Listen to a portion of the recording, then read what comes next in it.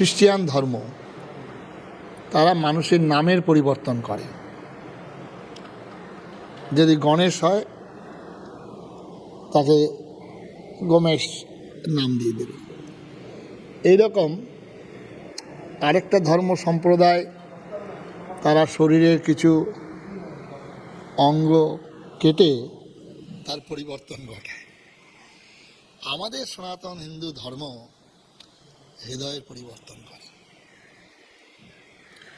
তার জন্যে হাজার হাজার বছর যাবৎ হাজার হাজার মুনি ঋষিরা তপস্যা করেছেন, তপস্যা করে জেনেছেন যে পশুত্ব থেকে কি করে মনুষ্যত্ব, মনুষ্যত্ব থেকে কি করে দেবত্বে উন্নীত হওয়া যায়, তার যা নীতি নিয়ম অনুশাসন, সেটাই হচ্ছে সনাতন ধর্ম।